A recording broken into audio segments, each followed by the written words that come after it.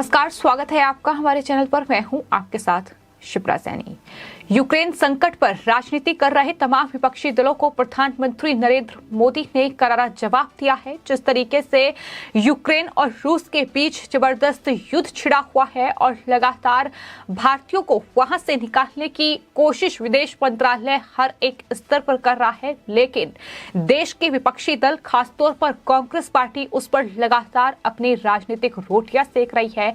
इस पर अब प्रधानमंत्री नरेंद्र मोदी ने वाराणसी में जनता को संबोधित करते हुए कांग्रेस पार्टी और समाजवादी पार्टी पर करारा पलटवार किया है। प्रधानमंत्री ने ये दो टूक कहा है कि देश के सामने कोई चुनौती आती है तो ये घोर परिवारवादी इसमें भी राजनीतिक हित ढूंढते हैं और लगातार इस तरीके का राजनीतिक हित ढूंढने की कोशिश राहुल गांधी जैसे नेता बखूबी तौर पर कर रहे हैं। जिस तरीके से यूक्रेन और रूस के बीच ये युद्ध छिड़ा हुआ है और वहां भारतीय छात्रों को निकालने का हर स्तर पर काम जारी है। लगातार भारत सरकार से लेकर देश के प्रधानमंत्री नरेंद्र मोदी, विदेश मंत्रालय, रूसी दूतावास से लेकर जो यूक्रेन का दूतावास है उसके संपर्क में है और बड़ी संख्या में भारतीय छात्रों को वहां से निकाल लिया गया है। लेकिन बावजूद इसके राहुल गांधी एक के बाद एक ट्वीट कर रहे हैं और कहीं ना कहीं एक पूरा प्रोपेगेंडा इस पूरे गंभीर चुनौती की आड़ में चलाया जा रहा है और राहुल गांधी की ओर से एक के बाद एक ट्वीट किया जा रहा है जिसमें वो सवाल कर रहे हैं कि मजबूर छात्रों के साथ ऐसा शर्मनाक बर्ताव पूरे देश का अपमान है। ऑपरेशन गंगा के इस कड़वे सच ने पीएम मोदी का असली चेहरा दिखा दिया। इस तरीके से वहां के कुछ छात्र हैं जिनकी बयान जो है वो राहुल गांधी जारी कर रहे हैं और सरकार को घेरने की हर मुमकिन कोशिश कर रहे थे। लेकिन अब प्रधानमंत्री नरेंद्र मोदी ने वाराणसी में जनसभा को संबोधित करते हुए ये साफ तौर पर कांग्रेस पार्टी को बता दिया कि आखिर किस तरीके की घटिया राजनीति कांग्रेस पार्टी कर रही है। प्रधानमंत्री ने कहा कि हमारे गांव की एक शक्ति ये भी है कि जब संकट आता है तो हर कोई गिले शिकवे भुलाकर एकजुट हो जाता है, लेकिन देश के सामने कोई चुनौती आती है तो ये घोर परिवारवादी इसमें भी राजनीतिक हित ढूंढते हैं। ये हमने कोरोना के दौरान भी देखा और आज यूक्रेन संकट के दौरान भी हम ये अनुभव कर रहे हैं। अंध विरोध, निरंतर विरोध, घोर निराशा, नकारात्मकता, यही इनकी राजनीतिक विचारधारा बन चुकी है। ये साफ तौर पर प्रधानमंत्री ने कांग्रेस पार्टी पर बड़ा हमला बोला है। बता दें कि जब से यूक्रेन में हालात लगातार बिगड़ते जा रहे हैं, जिस तरीके से रूस लगातार यूक्रेन में मिसाइलें ताक रहा है, उसके बाद से वहां जो भारतीय छात्र फंसे हुए हैं, खासतौर पर जो स्टूडेंट्स हैं, उन्हें निकालने की कोशिशें लगातार विदेश मंत्रालय की ओर से जारी हैं। लेकिन कई ऐसी रिपोर्ट भी हैं, कई ऐसी फेक रिपोर्ट भी हैं जो सामने आ रही हैं, कई ऐसी फेक तस्वीरें हैं, फेक वीडियोस हैं जो लगातार सामने आ रही है और कहीं ना कहीं कुछ मीडिया संस्थान और साथ ही देश के तमाम विपक्षी दल, फिर चाहे वो कांग्रेस पार्टी हो, समाजवादी पार्टी हो या टीएमसी हो, तमाम विपक्षी दल कहीं ना कहीं इस पूरे मुद्दे पर जिस तरीके की राजनीतिक रोटियां सेक रहे हैं, जिस तरीके से प्रधानमंत्री नरेंद्र मोदी और केंद्र सरकार को घेरने की कोशिश की जा रही है। राहुल गांधी का ट्विटर हैंडल ये बताने के लिए काफी है कि किस तरीके से देश के सामने एक बड़ी चुनौती है कि इतनी बड़ी संख्या में जो भारतीय स्टूडेंट्स वहां फंसे हुए हैं उन्हें निकाला जाए, वो सकुशल अपने घर वापस लौटे। लेकिन इस पर भी राहुल गांधी सिर्फ और सिर्फ राजनीतिक रोटियां ही सेक रहे हैं। प्रियंका गांधी वाड्रा सिर्फ और सिर्फ राजनीतिक बयान ही दे रही है। सिर्फ और सिर्फ घटिया राजनीति इस पूरे मुद्दे की आड़ में की जा रही है।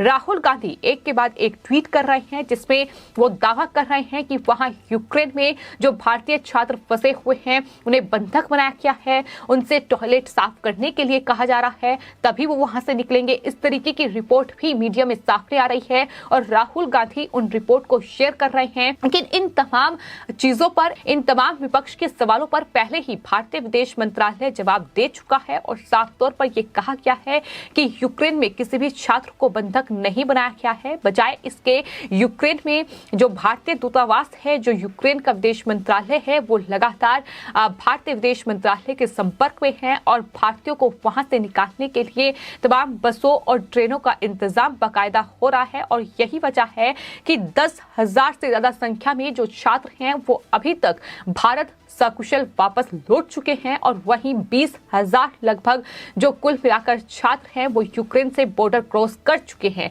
तो ये तमाम महत्वपूर्ण अपडेट हैं जो लगातार दी जा रही हैं। लेकिन जिस तरीके से कांग्रेस पार्टी, उनके तमाम नेता, फिर चाहे वो राहुल गांधी हो, प्रियंका गांधी वाड्रा हो, रणदीप सुरजेवाला हो, या तमाम अलग अलग राज्य जो कांग्रेस शासित राज्य हैं वहां के मुख्यमंत्री हो, जिस तरीके से इस पूरे संकट के बीच ट्वीट कर रहे हैं और कहीं न कहीं केंद्र सरकार और प्रधानमंत्री नरेंद्र मोदी के खिलाफ एक माहौल बनाने की कोशिश की जा रही है। अब उस पर प्रधानमंत्री ने बड़ा पलटवार किया है। उन्होंने कहा है कि यूक्रेन संकट के बीच भी लगातार ये घोर परिवारवादी सिर्फ और सिर्फ घटिया राजनीति कर रहे हैं। करारा जवाब एक तरीके से प्रधानमंत्री की ओर से दिया गया है कि देश पर संकट आया है तो ऐसे में जरूरी है कि तमाम राजनीतिक दल, तमाम नेता और पूरा देश एकजुट होकर इस चुनौती का सामना करे और कोशिश ये होनी चाहिए कि किस तरीके से वहां से भारतीयों को निकाला जाए, सुरक्षित वो वापस अपने देश आए। लेकिन इस पर जिस तरीके का प्रोपेगेंडा फैलाने की कोशिश हो रही है, जिस तरीके से एनडीटीवी जैसे चैनल से लेकर कांग्रेस पार्टी के नेता तमाम जो फेक रिपोर्ट हैं उन्हें साझा कर रहे हैं सरकार पर सवाल उठाने के लिए, राहुल गांधी की तरफ से बाकायदा यहां तक ट्वीट किया गया है कि भारतीय छात्रों पर सवाल उठाने के बजाय मोदी सरकार खुद से सवाल क्यों नहीं करती। संकट में फंसे छात्रों ने सरकार की क्रूरता और नाकामी का सच दिखा दिया है। पलायन एक कर्तव्य है, एहसान नहीं। इस तरीके के ट्वीट ये बताने के लिए काफी है कि किस तरीके की घटिया राजनीतिक खेल फिलहाल कांग्रेस पार्टी खेल रही है। और कहीं ना कहीं ये हमने देखा है कि देश पर जब भी संकट आया है तो उस संकट में एकजुट होने के बजाय कांग्रेस पार्टी ने सिर्फ और सिर्फ घटिया राजनीति की है।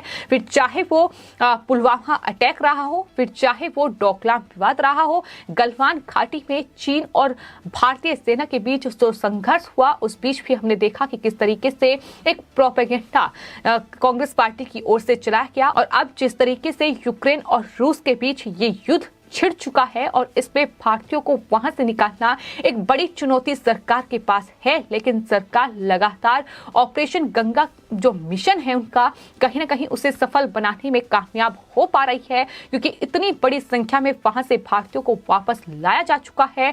लेकिन वही कांग्रेस पार्टी को कहीं ना कहीं ये रास नहीं आ रहा है और यही वजह है कि इस तरीके का ये घटिया राजनीतिक खेल कांग्रेस पार्टी इसकी आड़ में खेल रही है। राहुल गांधी सरकार से हिसाब किताब मांग रहे हैं कि कितने यूक्रेन से भारतीय छात्रों को वापस लाया गया, यूक्रेन में कितने अभी फंसे हुए हैं, हर क्षेत्र के लिए विस्तृत जो निकासी प्लान है वो सरकार दे। ये तमाम सवाल कांग्रेस पार्टी कर रही है। लेकिन विपक्ष में कांग्रेस पार्टी बैठी हुई है, लेकिन विपक्षी दल की जगह भूमिका निभाने के बजाय जिस तरीके से वो कहीं ना कहीं सरकार के खिलाफ एक प्रोपेगेंडा चला रही है, उससे ये स्पष्ट होता है कि सिर्फ और सिर्फ घटिया राजनीति ही इस पूरे संकट के दौर में कांग्रेस पार्टी कर रही है। और यही वजह है कि प्रधानमंत्री ने आज वाराणसी में जनसभा को संबोधित करते हुए साफ तौर पर कांग्रेस पार्टी और समाजवादी पार्टी पर हमला बोलते हुए ये तमाम बड़ी बातें कही हैं। उन्होंने कहा है कि ये घोर परिवारवादी सिर्फ और सिर्फ इसमें अपना राजनीतिक हित ही ढूंढते हैं। लेकिन इसके अलावा भी कई मुद्दों को लेकर प्रधानमंत्री ने विपक्ष पर हमला बोला और वाराणसी की जनता को संबोधित करते हुए ये बताया कि आखिर विपक्ष में और बीजेपी में क्या अंतर है, किस तरीके से 2017 के बाद उत्तर प्रदेश में और खास तौर पर वाराणसी में बड़ा बदलाव हुआ है, तमाम योजनाओं का लाभ जो है वो वहां की जनता को मिला है। तो तमाम बड़ी बातों का जिक्र किया गया। लेकिन वहीं कांग्रेस पार्टी और समाजवादी पार्टी पर जमकर हमला बोला। उन्होंने कहा कि ये वो पार्टियां हैं जो कहीं ना कहीं देश का हित नहीं चाहती है, क्योंकि इन्हें बीजेपी का विरोध करना है, इन्हें प्रधानमंत्री का विरोध करना है। लेकिन इस विरोध के चक्कर में वो देश का विरोध करने पर भी कहीं ना कहीं उतारू हो जाती है। ये तमाम चीजों का जिक्र प्रधानमंत्री की ओर से किया गया। तो कुल मिलाकर राहुल गांधी से लेकर प्रियंका गांधी वाड्रा, ममता बनर्जी से लेकर अखिलेश यादव और तमाम शिवसेना के नेताओं के सवालों का जवाब प्रधानमंत्री ने तो टूक तरीके से दिया और कहा कि यूक्रेन संकट पर भी अगर ये घोर परिवारवादी अपनी राजनीति हित ढूंढ रहे हैं तो जाहिर तौर पर ये कितनी घटिया राजनीति कर रहे हैं इसका अंदाजा इसी बात से लगाया जा सकता है। फिलहाल आपकी इस पूरे मामले पर क्या राय है हमें कमेंट बॉक्स में जरूर लिखें और चैनल को सब्सक्राइब करें। धन्यवाद।